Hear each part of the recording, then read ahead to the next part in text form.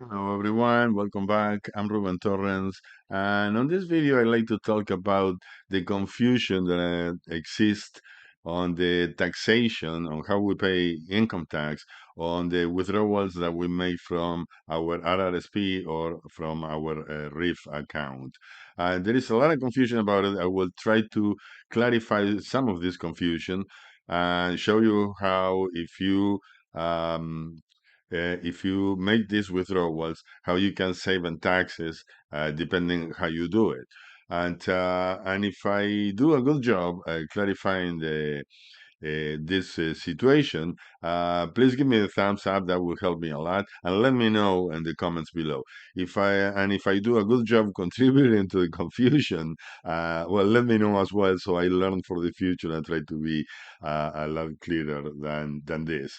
But let me dive into the tax. How we pay tax on these withdrawals? How much tax do we have to pay? What is it going to cost us? And how we can save on all this? And I will show you how you can save money on this. Today, on this video, I'm putting money in your pocket, whether your income or retirement is high, is too high, or is too low. It doesn't really matter.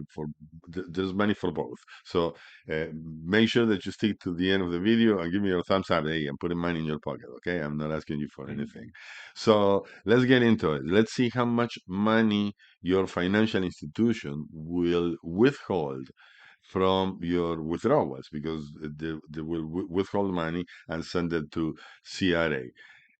This is for every province in Canada except the province of Quebec.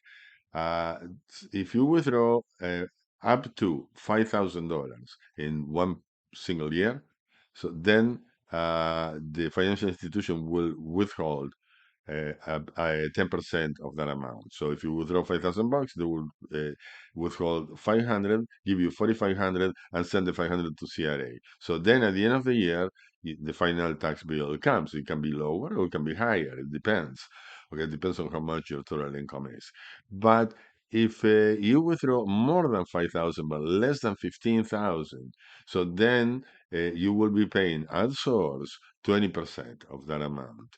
And if you withdraw more than 15,000, then you will be paying 30% at source. This is money withheld, remember, and sent to CRA. Then you have to file your income tax.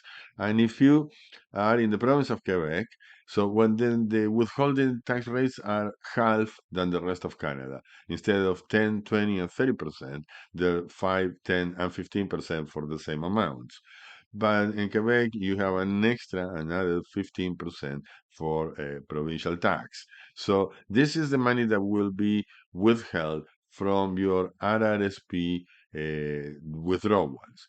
So, and this money will be added if you're working and earning income. This will be added to your other income, to whatever income you have. So the final tax bill can be a lot higher than that. But what happens if it's a RRIF? What happens in the case of a RRIF? Well, there is a RRIF table with minimum payments that the government has. And here I'm showing, you can start a RRIF at any time anyway, it doesn't really matter. But I'm showing from age 60 to 75 only, and of course it goes for the rest of your life, it goes all the way to age 95, in which the minimum RRIF withdrawal will be 20% of the amount in the account in January 1st of that particular year. So let's say you are 60 years old now in 2022, and you have $100,000 in a RRIF. So you can withdraw 3.33%, $3,330 from your account and not to have any tax withheld. So in the case if you withdraw more than that, so the difference, so from then on you will start seeing withheld in taxes depending how much more you withdraw. If you withdraw up to $5,000, then it will be 10%, 5,000 to 15,000 will be 20, 50,000 more will be 30%, as we've seen. So this is so important. But around the RRIF, there are a few things. If your income at retirement is low and you are over the age of 65, so from age 65 on, everything changes in your taxes. You have different tax credits. You're eligible. you might be eligible for different tax credits. One of them is the RRIF minimum, the RRIF amount, the pension amount. The pension amount is $2,000 per year. So what happens, what this means is the first $2,000. If you don't have any other pension other than Canada Pension Plan and old age security, and you withdraw $2,000 from a RRIF, then those $2,000 will be non-taxable. Depending on the province in which you live, it might be a little bit of tax, but very, very little. So we can consider it a non-taxable amount. It's not a non-taxable amount. It's simply that you have a pension credit that starts in the year in which you turn age 65. So this is important. And if your income is low, say your total income between your Canada Pension Plan, your old age security, your RRIF withdrawals. You withdraw them from, let's say you get $700 per month from Canada Pension Plan, the maximum old age security, which is 666 right now, and about $500 per month from a RRIF. And if that's the situation, give or take, you're going to end up with a couple of $100 of guaranteed income supplement. So your total income will be $24,000 around there, but your total taxable income will be a little bit lower than that because of the guaranteed income supplement. So your total taxable income will be around probably 22,000. 22,000. If that is your situation, you can download a form that is called a TD1 form. It's called Personal Tax Credit Return. So if you withdraw money from your RRIF, then your financial institution will not withhold any tax from your withdrawals. So you will be exempt because you, at the end of the year, if you are below that number, you're not going to have any taxable income. So this is important to bear in mind because if your income is low, is below $24,000 per year, give or take, then you can avoid paying taxes at source. Very important to keep in mind. If your income is high, let's say you get to age 65 and you continue working, you continue earning income. Now your income is high and you have your RRSPs, but you're planning to keep your RRSPs all the way to age 71. So go to your financial institution and ask them to, at age 65, the year you turn age 65, for example, ask them to say, okay, age 65 to 71, there's 6 years, times $2,000 per year, 12,000 bucks. Tell them to pull $12,000 out of your RRSP and convert them into a RRIF. And then you will withdraw $2,000 every year from that RRIF for the next 6 years. And that money is not going to be taxable. You're not going to pay any tax on it. So now you have 2,000 bucks in your hand that you can spend it. You can put them on tax-free savings account, or you can even put them back into an RRSP to get the tax deduction again. So it works well. So you will end up getting $12,000 in 6 years out of your RRSP at zero cost, virtually zero cost. So very important strategy. One thing to bear in mind is that I have seen clients going to the bank and telling them exactly what I just said, and the bank said, no, you can't do that. If you are going to have a RIF, you have to convert the whole account. And then I end up talking with their bank or with their advisor, and they end up understanding that no, yes, it's doable. Come on, guys, I did it 1,000 times for my clients. It is entirely doable. There is no way that they can tell you no to this strategy. But what is the final tax bill? How did that work? This chart is for the province of Ontario. Every province is different. I cannot put every single province here, but they're not that much different. Okay, so you can check this online depending on the province. This chart is very easy to find online. A lot of websites have it's called the marginal tax rate, and if you just Google the words marginal tax rate and followed by Ontario or your province of residence, you will get this chart very easily.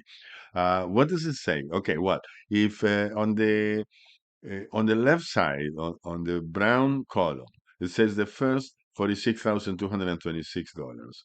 Okay, on that amount of income, you pay 20.05%, 20%. But how do you get to that amount of income? Well, it's all incomes, all taxable incomes added up, including your withdrawals from RRSPs or RRIF, including that amount. So if you withdraw, if you say you earn $40,000 for $40,000 in the year altogether, and you take $5,000 from your RRSP, then that $5,000 is going to cost you 20.05%, 20%, so which is $1,000. But remember, if you withdraw $5,000 from your RRSP, your financial institutions will retain 10%, only 500.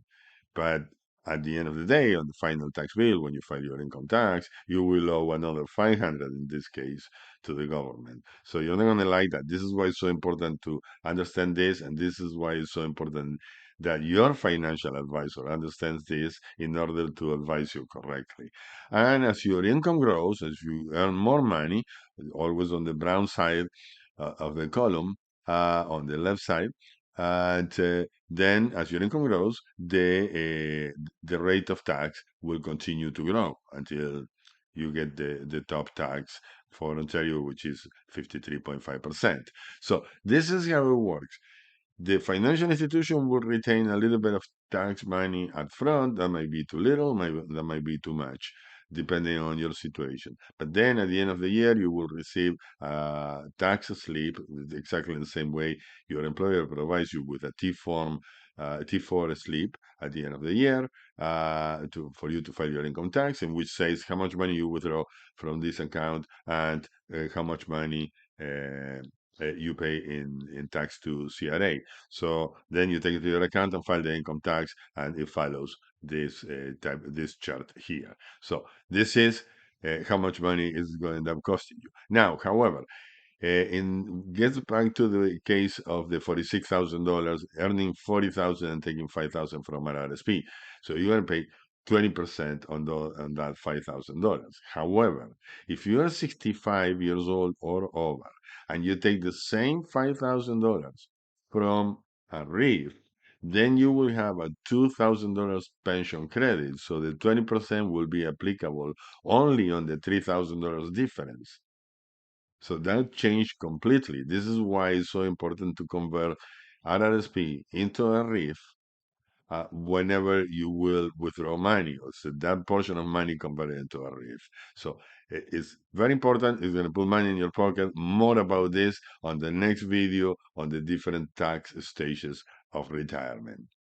Okay, I hope you enjoy the video. I hope you are not more confused now than what you were before watching my video. And please don't forget to subscribe. My name is Ruben Torrens. If you have any questions, you can always drop me an email at the email address on the screen.